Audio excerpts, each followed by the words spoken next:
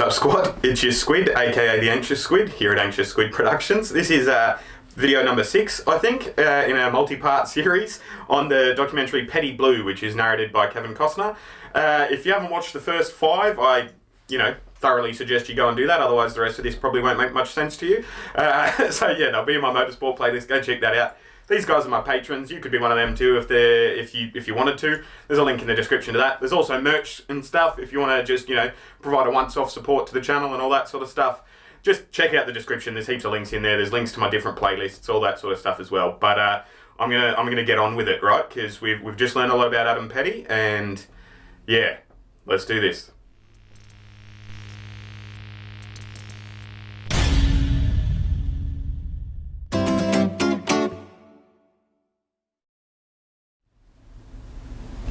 Alright guys, as I said just before the title screen there, we've learned a lot about Adam Petty. I presume you've been watching all along, so I don't need to recap you, but just in case this is the first one you jumped into, we learned about the relationships between all the Petty men, all the fathers and the sons and stuff, and we just learned about the good, solid relationship that Kyle had with Adam. And anyway, we'll get on with it, and we know what's going to happen because of a previous video I did, and I saw his name on a list.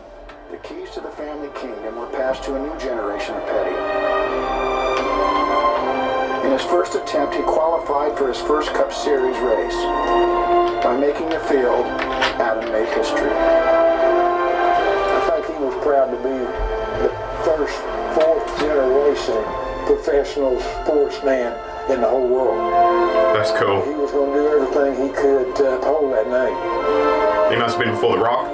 The Rock's 4th generation, isn't he? People that played anything, sports professionally, and we were the first family to do something for 4 generations. Or is he the 3rd? I mean, and his daughter's the 4th. I don't know. I think he was handling it good.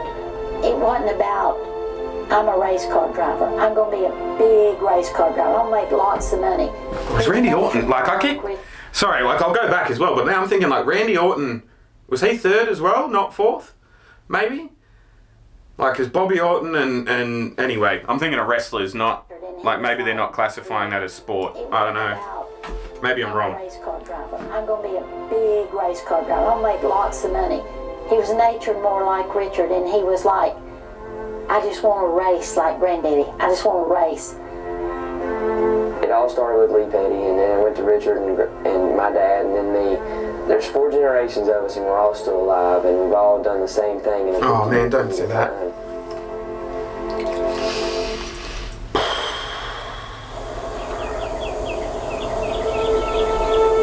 Fucking documentary making, oh my god, this is such a great fucking collection.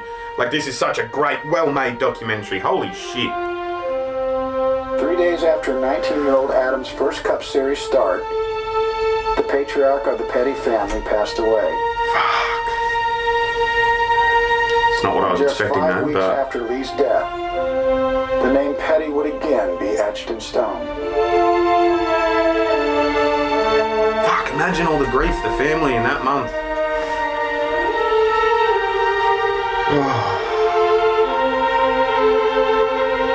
It's not fair.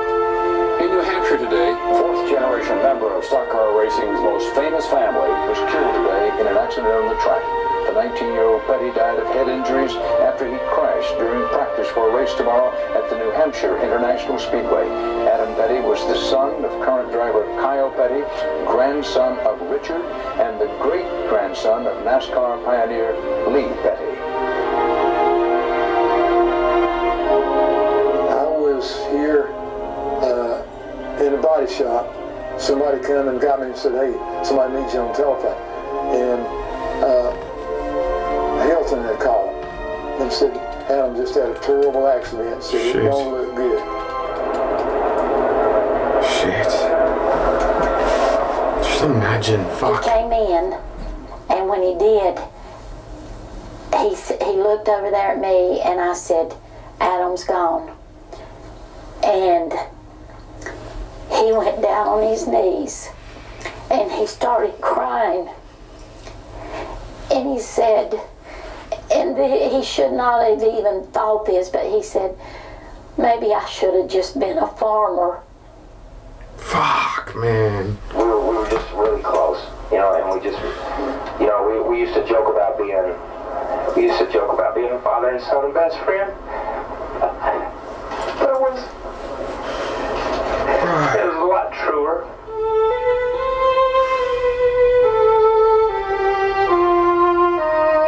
And all the things you do in life, I would hope and pray no one ever loses a child. That has to be the worst thing that could ever happen. And what I mean by that is this. You have a grandfather, you have a father, you're a father, and then you have a child. Well, the way it's supposed to be is the older generation passes first.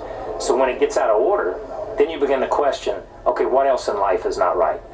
So the darkness comes from the profound loss of losing someone that you truly love, and it was a part of you.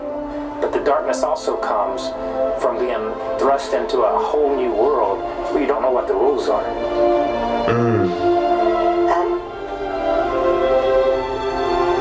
I wished I could give you a magical, mystical, miraculous answer to how you deal with the loss, but there isn't.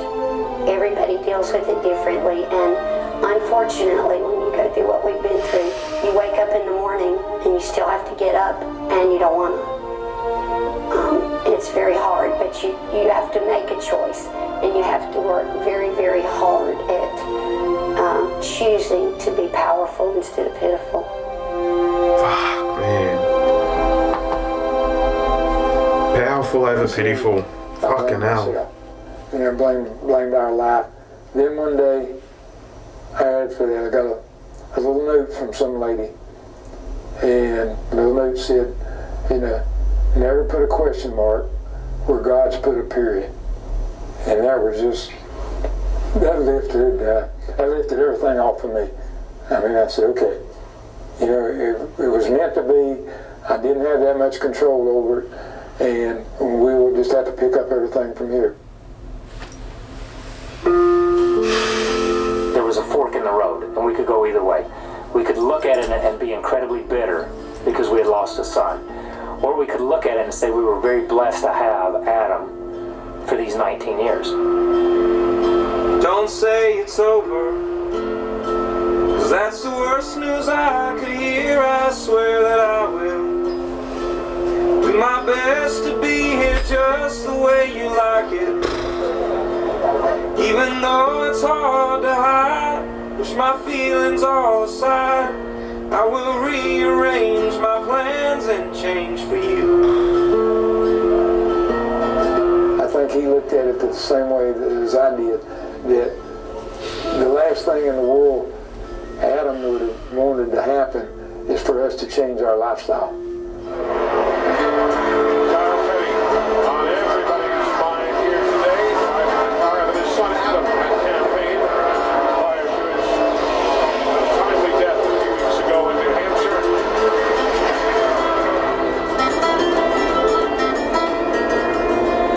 Go to the racetrack and get in his car and get in his seat. I never put my seat in the car. I always drove in his seat. I felt closer to him in that car than I felt anywhere else. If I could go back, fuck, what's this song as well? I would do, I swear that I would. Oh, this is emotional, isn't it? My best to follow through, come up with a master plan, a home run hit, a winning stand, a guarantee and not a promise that I'd never let your love slip from my hands. I can't say I was ever angry, and I can answer that very fast. This sport, we choose to do this. This is not something we have to do. And this sport's been incredible to us. I mean, I look at what my grandfather's done, what my father did, the life I've led, the years that Adam drove a car and what he did and how he reacted to it. Look at the joy it brought Adam. Look at the way it did this. Look at the way it did that. So for me, there's no reason to be angry. I think he was a blessing, and everything about his life was a blessing. Yeah, I guess so.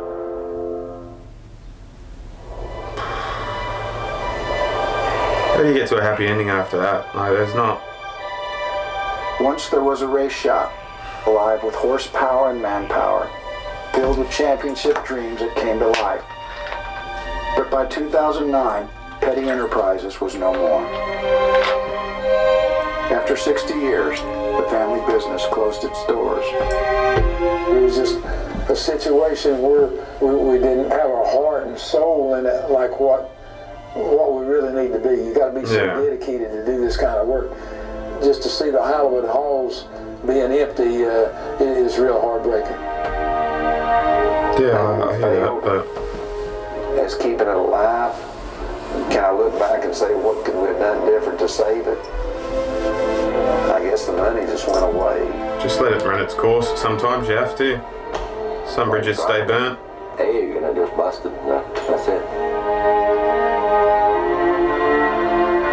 If you'd have told me 50 years ago this shop would be closed, everything gone, all our people gone, I'd have said, no way.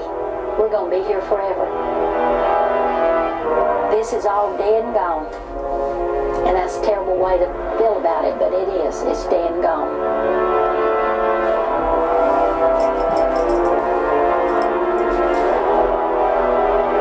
Only the name was left. Not Petty. Richard Petty.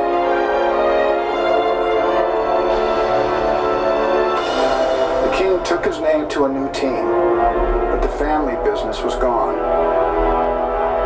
At Richard Petty Motorsports, there was no room for Kyle Petty.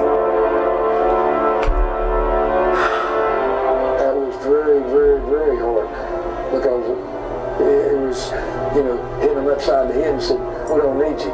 And it wasn't that I didn't need them, I just couldn't afford to keep them. I know everybody thinks, what did he do that to his son for? And he didn't do it on purpose.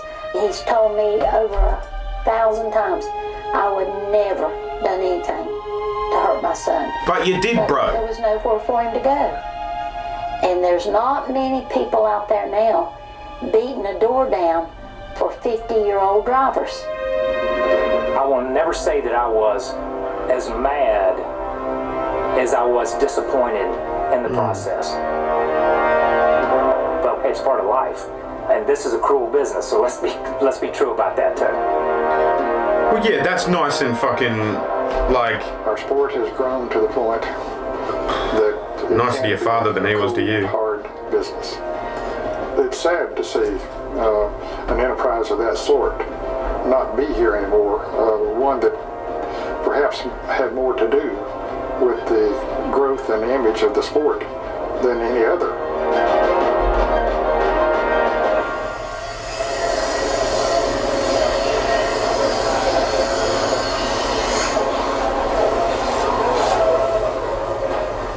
I always thought that was a little bit better. See, the deal is blue's real pleasing color, so I'm going to get everybody in a pleasing mood. Maybe I can paint this blue for when you... Yeah, I'm going to paint the whole building. He is not going to quit going to the race. He loves the racing. And that's so much a part of his life. As long as he can get up, be a part of a team, I want him to. I don't want him to come sit down at home and turn into an old man. This is the environment that I feel comfortable in. Yeah, fair enough. To try something else. I don't know. Even though we've had heartbreaks and setbacks, overall, I don't know of anything that we could have accomplished any more for the Petty family. Fair enough, too. I'm going to, I think, pause it here because I'm not sure how long's left. Yeah, we've got like 11 minutes left or something. And so that's a perfect little segue there to pause it, and we'll go into the last part of it as well. So, man, this fucking orange dot, man. Like, this orange dot, honestly, it just wants to fuck with me all the time. All the time. There we go. But yeah, so that was whichever part it was, and the next part will be the final part of the Petty Blue documentary. I've lost my words at the minute. That was really sad, the Adam Petty stuff.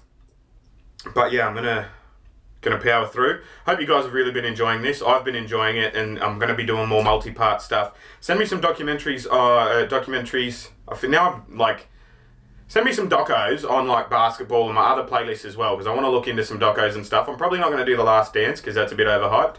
But yeah, like documentaries like this, or docos like this, that are, you know, maybe a bit dated, but will help me understand the sport or giants of the sport a little bit more, please let me know in the comment section below.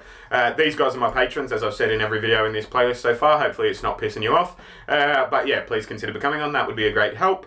If this series is the first time you've stumbled across my channel, smash the like button, smash the subscribe button, do me a solid, and yeah, we'll get on with it, and we'll finish off the doco in the next one. All right, so I'll see you when I'm looking at you. You'll see me when you're looking at me. Thanks for watching.